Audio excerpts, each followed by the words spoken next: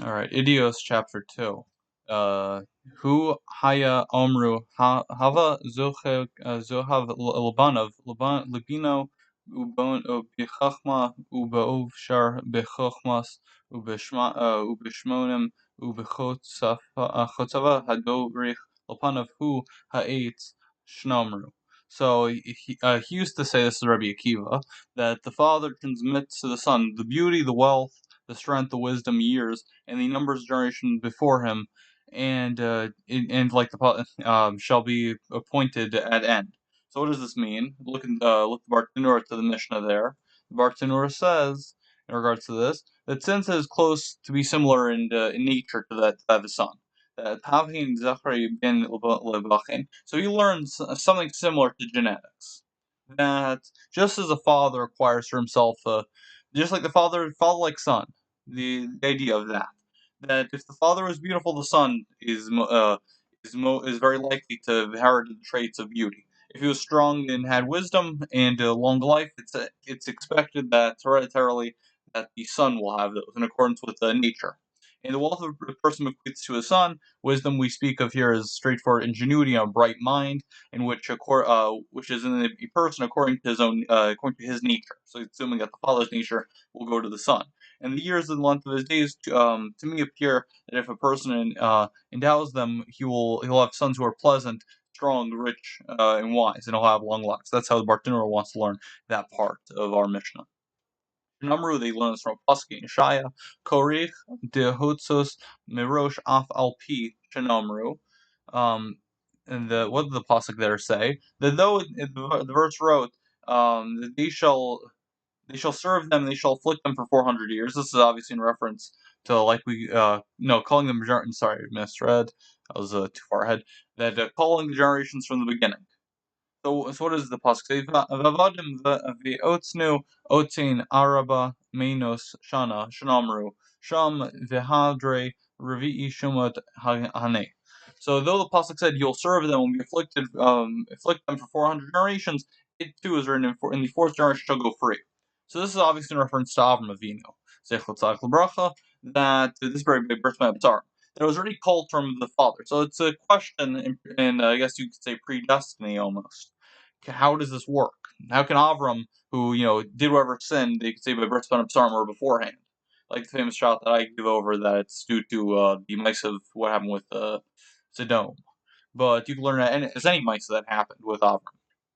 So he says here, Bartanura, sometimes that a Kadosh Baruch Hu promises that his father will be good for his seed to the child to the fourth or the third generation, and the father endows him to that generation, and that particular goodness will come upon them.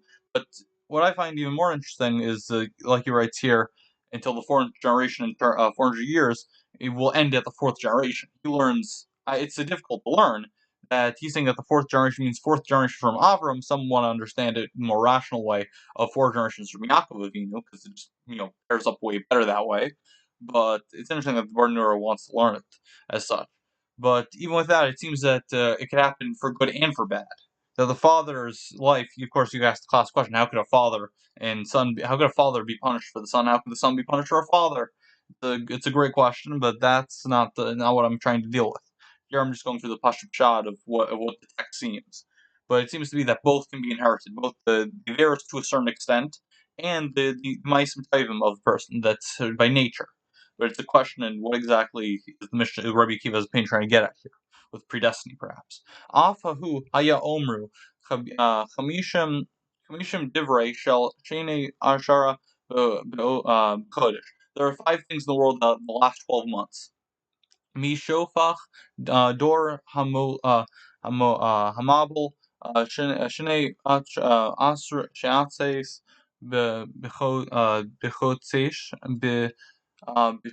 mishofat mitshefat yiv shnei shara chodesh mishofich mitzrayim sheneim shara chodesh she'it fachim gaved umogidim leha. Give me a second. Sorry. So goved umagov le'eri dem levod sheneim shara chodesh. Misha tef Rishatim begehanim shnei sharad chodesh shenomer. So that's the first V'havid midi chodesh bechodeshos. Pasuk in Yeshaya, I believe. So he used to say, this is again Rabbi Akiva, the 5 things that lasted 12 months. The judgment of the flood, of the generation of the flood, like Dor Mabel, that the flood lasted 12 months. The judgment of Yov, aka the book of Yov, that some people are very familiar with in Tanakh, that he says it will last 12 months. The judgment of the Egyptians lasted 12 months. That's 12 Makos. However, you want to go through the different Rishonim on how that exactly happened.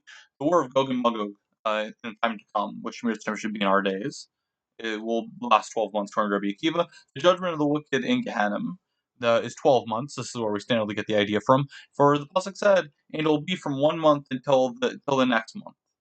So now let's go for the Yesh Omrim here. So Rabbi Yochanan ben Nori, Amru min haPesach v'ad ha'aritzes hatzeret ha'atzeris. Yeah, Shnamru miad Shabbat sheinosos. Comes Rabbi Yochanan ben Nori and he argues.